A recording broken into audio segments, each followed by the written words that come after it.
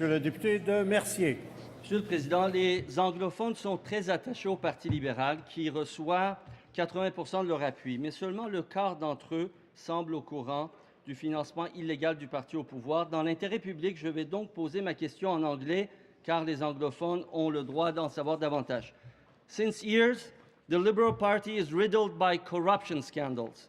The chief electoral officer revealed 3 years ago that $13 million, mostly illegal donations, were collected by political parties. The Liberal Party was, sadly, the champion of that scandal. These millions are still in Liberal Party's bank account.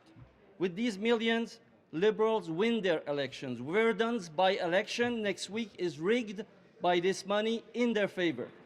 But Quebec, Anglophones, like all honest people, don't accept rigged elections. 70% of them favor a suspension of public funding of the Liberals. Will the Prime Minister pay back those millions and accept the will of the majority of Anglophones? Madame la ministre responsable de l'accès à l'information. Merci, Monsieur le Président. Et je dois dire que depuis 2010, il y a un nombre de lois qui ont été adoptées unanimement par cette Assemblée pour assainir le financement des partis politiques. Nous avons répondu aux demandes de la Commission Charbonneau avec le projet de loi 101 qui a été adopté en juin dernier et nous sommes allés beaucoup plus loin que les recommandations de la Commission Charbonneau nous demandaient. On a donné des pouvoirs d'enquête au directeur général des élections qui n'étaient pas demandés.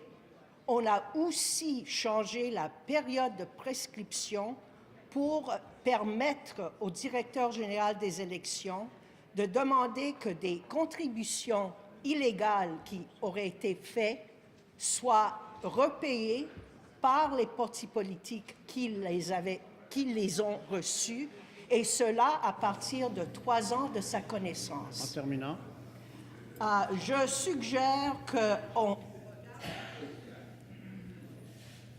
Est-ce qu'il y a oui. Première complémentaire, Monsieur le député de Mercier. That's not enough. Quebec Liberal Party fundraisers pocketed huge payouts in government real estate deals. According to CBC, it could be the biggest real estate fraud involving government buildings in Canadian history.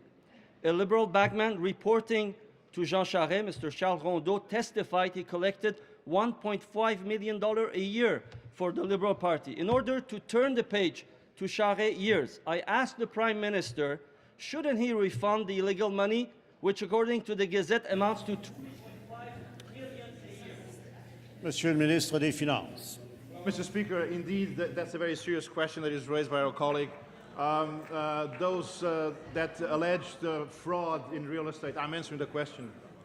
That alleged fraud worries us a lot. We want to make sure that all the light is shed on this particular issue. That is why the file was referred to the police, to the UPAC, so that they can investigate. As well, the Auditor General is examining the entire file. And if indeed individuals profited from this transaction that, by illegal means, our justice system will deal with them. Deuxième complémentaire, Monsieur le député de Mercier. Monsieur le Président, given what we know about the government building sale scandal, given over $2 million that were embezzled by Liberal backmen under the forgetful eye of Jean Charest, finance minister, it's fair... S'il vous plaît. J'entends à peine la question. Si on pourrait se baisser le ton un peu. Monsieur le député de Mercier, c'est à vous la parole. I think it's fair to say that the Liberal government is in the muck.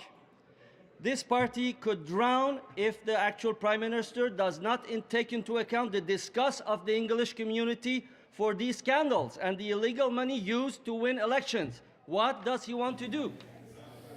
Monsieur le ministre des Finances. Monsieur le Président, encore une fois, il s'agit des culpabilités par association. Nous avons maintenu ici dans cette Chambre depuis déjà quelques semaines que ces transactions-là, nous les trouvons très troublantes et nous voulons que toute la lumière soit faite sur ces transactions-là. C'est d'ailleurs pour cela que les services policiers enquêtent ces choses. Nous sommes tous ici, de façon unanime, étaient d'accord pour envoyer le vérificateur général vérifier cela. Et comme j'ai dit tantôt, s'il y a des personnes qui ont bénéficié de façon illicite de telles transactions, notre système de justice va s'occuper d'eux, Monsieur le Président.